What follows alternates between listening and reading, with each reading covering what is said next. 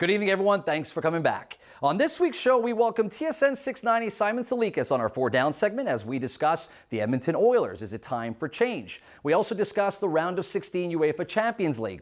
On our Pretender Contender segment, with the 49ers not making the playoffs, we ask, is Colin Kaepernick a pretender or a contender? Also, I'm joined on my face-off segment by none other than ex-NFL running back Terrell Fletcher. It's happening right here, right now. It's time to read between the lines.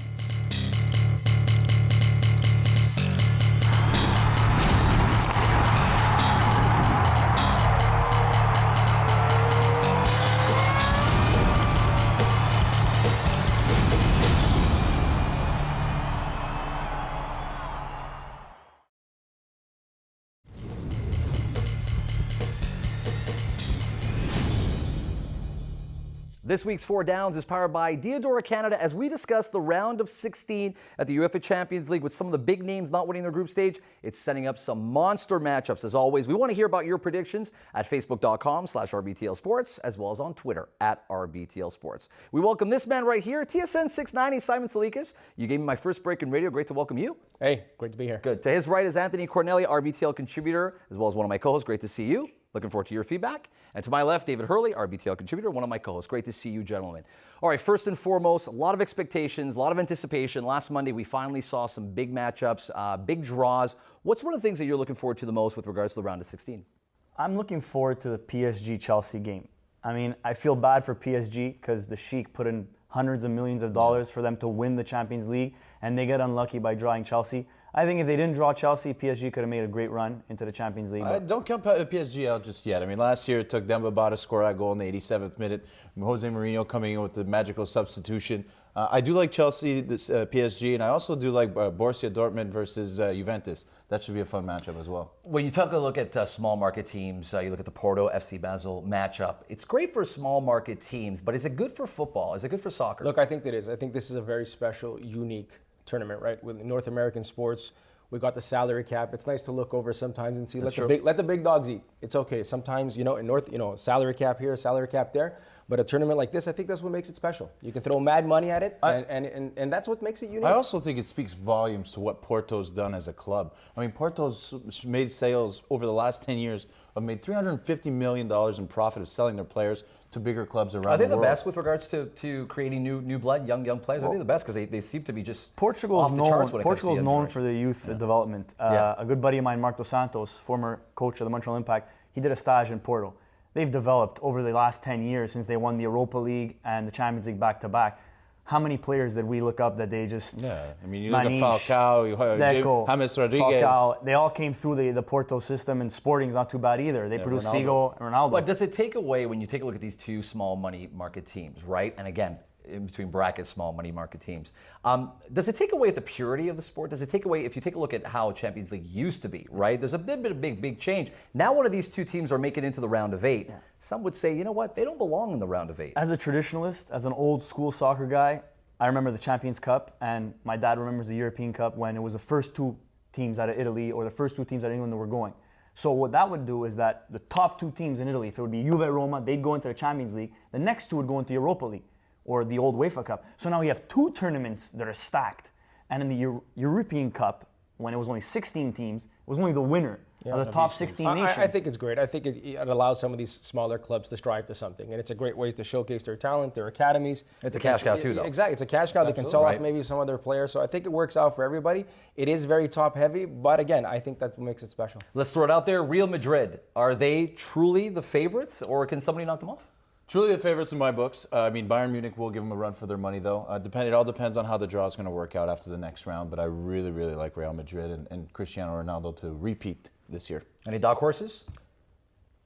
Dark horse, I guess we can't pick any of the top clubs. I'll say Arsenal. Just maybe putting it together right now. And they're unseated. Every time Arsene Wenger, you think he's dead, he's out the door. Somehow he rallies, he circles the wagons. But we said dark horse. Yeah, you're right. That means we got to eliminate 6. Yeah, you're we right. got to keep out a couple of, the bottom 3. But I think maybe Arsenal's got a chance. Real quick, your pick. I think Barcelona, because this year, last year, Atletico went to the final with Real. A lot of the focus was off Barca. The last 10 years, all the focus has been on them. Now that they signed Suarez, Neymar's coming into his own, Messi's always Messi. I think Barcelona, always being one of the best teams in the world, is my dark horse pick to come in against the Bayern Munichs and the Real Madrid. One of the hardest attacks to stop, that's for sure. Absolutely. We're changing gears. Stay right there. After the break, we're talking some Edmonton Oilers with the firing of Dallas Eakins. Is it time for change, or will change come about? We'll find out right after the break. Stay with us.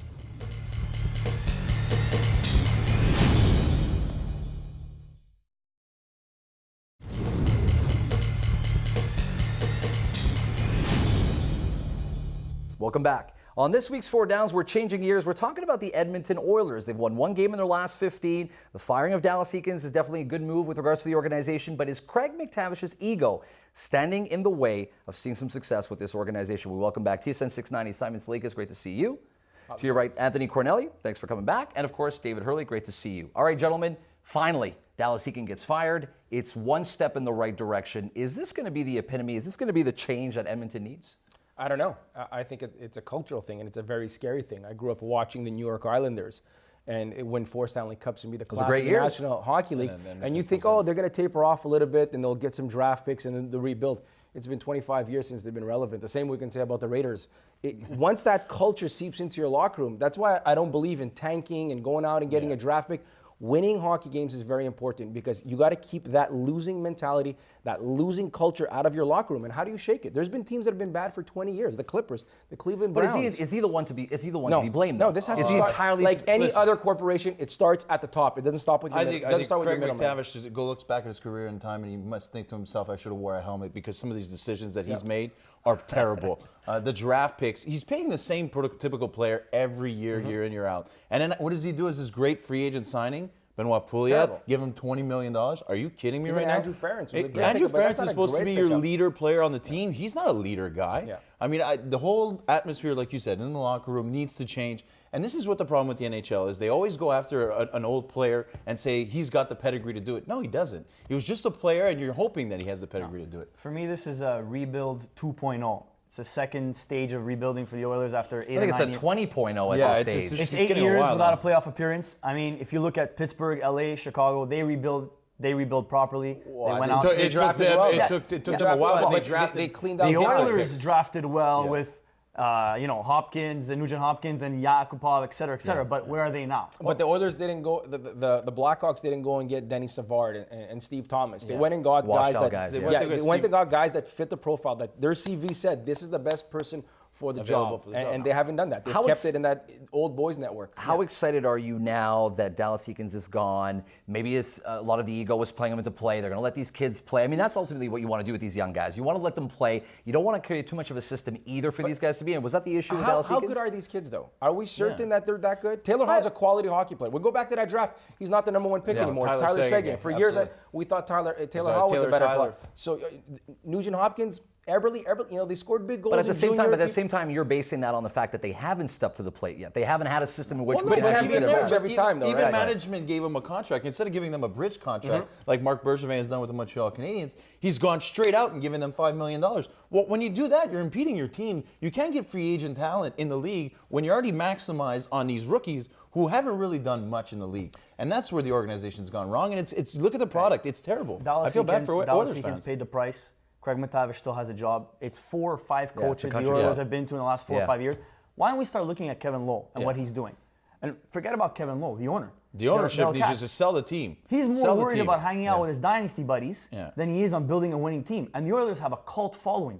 How long are the followers, the fans, going to come out after not making the playoffs for 8 years? Fun fact with the owners, when he started that oil change television show, that kind of a behind-the-scenes look of the Oilers. It was supposed to be an oil change, supposed to be something that's quick and a rebuild. Well, that oil change series is going to take 20 years before that team becomes relevant again. And they really got to change everything from top to bottom.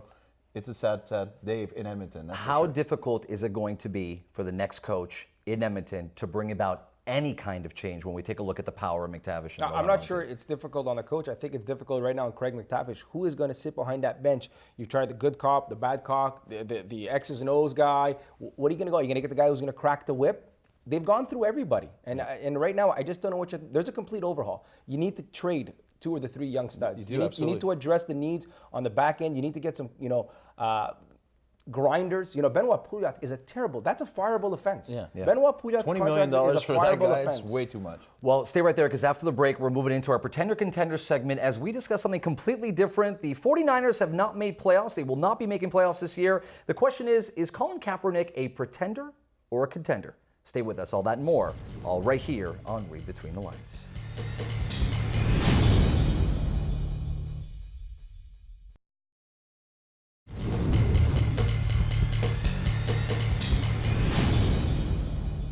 This week's Pretender Contender is brought to you by Tilmar.ca as we discuss Colin Kaepernick. After being given the nod to get the starting position at quarterback, he's brought the team to 2 NFC Championship game appearances. The question is, now that they haven't made playoffs, is Colin Kaepernick a pretender or a contender? We welcome back Simon Tsalikis, Anthony Cornelli, David Hurley. Great to see you guys. All right, let's talk about the 49ers. Huge surprise. They're not going to be making playoffs. First things first, what's the biggest change you bring to this team, or is there any change needed at all? I personally don't think there is a major change. The coach should not be fired. I know that's the biggest rumor that's going to happen right now. Quarterback, it is what it is. Colin Kaepernick's still in his 3rd year. Let's give him a break. I really think that the injury bug really hit this team at the beginning of the year. Not having Navarro Bowman since the NFC Championship game last year. Smith has been Aldon Smith's suspension has been something bad for the team. And you also have the running backs that haven't been doing it by committee this year. Well, Smith and Bowman don't play often, so I'm going to put this on Kaepernick. This is on Jim Harbaugh. I think that relationship is done. I don't think Jim Harbaugh, that works at the professional level for an extended period of time. You look at Michael Crabtree, very good wide receiver. Anquan Bolden, the best possession receiver in football. Vernon Davis is one of the 6 best tight ends. The run game, Hyde and Gore is good, not great. The O-line is above average. This falls on Colin Kaepernick. The one thing that I find he has issues with is just making the easy throws. There's no touch. Everything's at 100 miles an hour. That's something he could work on, but you give defensive coordinators enough time, they get film on you, they figure you out. Now he's got to do something. He's got to switch up something in his game to be effective. In his defense, I think he's a contender. I mean, Bill Parcells came out and said that Colin Kaepernick's at a crossroads of his career. I don't think so. He's 27 years old. He's been to 2 NFC Championships games. He's been in the Super Bowl. Those cobwebs are out. All that's left now is to go out and win the big game. I think that with the rumors of Jim Harbaugh leaving, he kind of lost the locker room. There's a lot of pressure and criticism going on Kaepernick when we all know the suspensions and the injuries have hurt the Niners. I think the team went away a little bit of their identity as well. I mean, they're a pass option kind of team. The read option hasn't been working this year. They haven't done it. I mean, he's got no rushing touchdowns. Colin Kaepernick was drafted out of Nevada for one thing. He had his legs. He rushed for 1,000 yards and he threw for 2,000. That's a mobile quarterback. He's the type of RG3. There's only one quarterback that's doing it in the NFL right now, and that's Russell Wilson, that has that style of play. They took it away from Kaepernick, which was his bread and butter. I think that's the main reason why they didn't play well this year. I agree with you. I think he's definitely a contender. And I'm very curious to find out and where this stems from, right? Where this rumor of trading out Harbaugh comes from. Because the team's sitting 7-7 right now, right? If you win the game against the Rams, you win the game of the Battle of the Bay, you win against the Raiders, and you win against Chicago, this is a 10-14. Yeah, it's not a 7-7. battling for the right? NFC But I it's think that not every NFL team is going to circle a game on their calendar that they should have won. Right, one game, not 3. That could have made an impact. They're not the same. This is not the same squad that went to the Super Bowl, right? Remember that big physical defense that you couldn't move the ball on them. They've been beaten up. When you're elite, they come take your players. They lost a couple of players every year to free agency. And again, I think this is on Jim Harbaugh. I don't think he'll be back next year. Oh, he won't be back. His coaching style, like you said, is a little too aggressive. I think it's the general manager and him don't clash as well. They're going to come into a new coach, but they're going to miss Jim Harbaugh because he has won 2 NFC championships since he's been there. Finished second last year, and this is the first season he doesn't win. Made him respectable 49er again, right? fans have short memories because before his arrival, those 3 great years, 4 years, that team was struggling big time for 8 years. I mean, he's made quite a bit. Like you mentioned, Jim Harbaugh, he has a pass-first mentality in his offense, but when things are not going well, when you're struggling, what do you go back to? You run the ball, right? And like you said, Colin Kaepernick, one of the best rushing or, mobile quarterbacks in the league. So let him get out of the funk.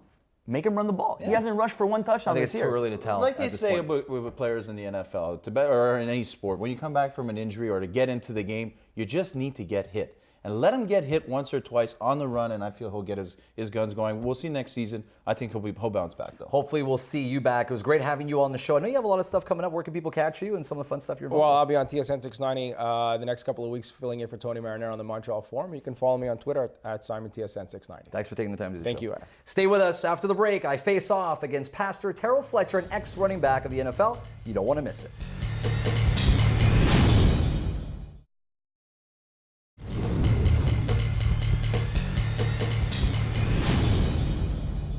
With the events in Ferguson, Missouri and the Eric Gardner case gaining national media attention, it's a pleasure this week on Read Between the Lines to face off against the ex-NFL running back Terrell Fletcher, as well as Pastor Terrell Fletcher. Great to welcome you to the show. Thanks for taking the time. Hey, fantastic. Thanks for having me. All right, so let's call a spade here. We know that NBA players have come out. We know the NFL players have come out. As an ex-athlete, are you satisfied and pleased with the amount of support that athletes are showing to this specific case? You know what I'm pleased about? I'm pleased about the fact that some of these guys have taken the lead to be activists. I don't necessarily think that as an athlete or because you're an athlete, you have to take a stand. But I do believe that as American citizens, men and women that have to live underneath our laws and underneath those that have power structures, that every American be involved, whether you're an athlete or whether you're on the ground in some of these areas. So, I'd like to see the broader context of athletes be involved. But for now, I am satisfied. It's been a long time since we've been this active in sports. Pastor Fletcher, I want to ask you a few specific questions with regards to the NFL. We know that they've shown support.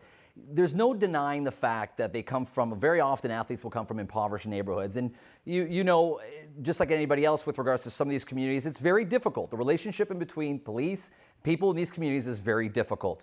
I'm curious to understand if you feel that that's one of the main reasons why there's so much hesitation from an athlete's perspective to speak up, or is it really more a politically correct stand that they're taking with regards to not upsetting their employer and their organization? Well, one of the things that you find with African-American athletes is they have an empathy for men and women that have been downtrodden or taken advantage of by the system. It's important to remember that most of these guys are from neighborhoods like Ferguson, the Bronx, or Staten Island, rather. They are from neighborhoods that have been underserved, underprivileged, underfunded, undereducated, and what have you. So they have a sense of sympathy, or an empathy, rather, that connects them to these causes. Now, there are other athletes that have not, that their experience with law enforcement, their experience with power structures is very different. And sometimes I don't know if they really get to connect. So I would like I said, I would love to see some of these guys who weren't raised in these communities just stand on what we consider right.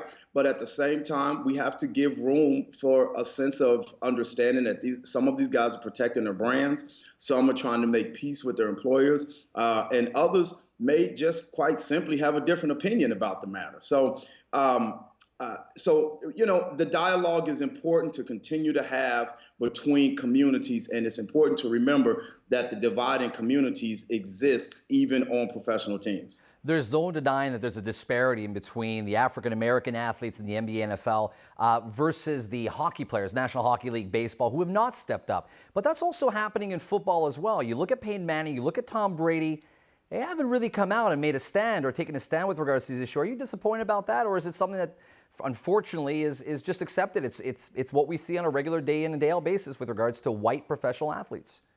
Yeah, I have a tendency to be a tad bit disappointed. Many, particularly in football, basketball, many of the guys that these guys have played with throughout the years are connected to these types of social issues and social struggles. And while it's not a constant conversation in locker rooms, these types of conversations do come up in locker rooms. And what I'd love to see moving forward is that at least there be a dialogue from these high-profile athletes with other athletes in their locker room to learn about their communities, learn about how they grew up, learn about some of the injustices that they've been dealing with. So when stuff like this happens, there can be a strong and unified front. I just can imagine how powerful it would be for Peyton Manning to make a statement about this, or for Tom Brady to make a statement about this, given their position as professional athletes. However, again, I'm trying to be fair with it. I'm sure these guys are phenomenal guys, are great guys from what I hear, but I'm trying to be fair. There is room to to give them a sense of a difference of opinion. They may actually have a difference of opinion as it relates to these types of cases. You look at athletes and how much of a high pedestal they're put on. With regards to some of the people in your congregation, with regards to the church and some people you see on a week in, week out basis, what is their sentiment? How do they feel about athletes? Do they feel that African-American athletes are doing enough to get the word out and be able to bring attention to this very, very important social issue? Yeah, interesting. It's a generational thing, Adam. I'll tell you what, there is an older generation in our community that feels like our athletes haven't done enough over the years. And then there's the newer generation, this millennialists, that feel that this is a major step forward. They're excited about their athletes speaking out. And the purpose is simply generational. One generation had Muhammad Ali, had Jim Brown, Kareem Abdul-Jabbar, et cetera, where activism was in the culture of their generation. And our current generation and our future generation, they have not had that as a lineage. So it's somewhat of a mixed bag of emotions. But I'll tell you what, this is exciting for me. It's exciting to see these guys use their name, use their celebrity, use their energy, and to some degree put something on the line so that humanity can move forward. I'm super proud of LeBron and Kobe and the host of athletes across America that have stood at least for justice. We have 20 seconds left. Before I let you go, I want to finish on a positive note. You talked about how excited you are. What is your hope with regards to bridging sport and some of the social issues that we're dealing with right now? Well, my hope is that everybody just does their part. It's my part to come on shows like yours and try to speak truth to power. It's your part to report equally. It's their part to help try to bring some sense of recognition to these issues. It's the police's part to protect and to serve. It's everybody has a part to play. So my hope is that we can come to the table, we can dialogue, communicate, have conversation, and really unearth the real issues that are happening in our communities. My hope is to have you back on my show and continue this conversation. Well done. Thanks for taking the time. We appreciate it. All right. Thanks, man. Stay with us after the break. My rant is up next. You don't want to miss it.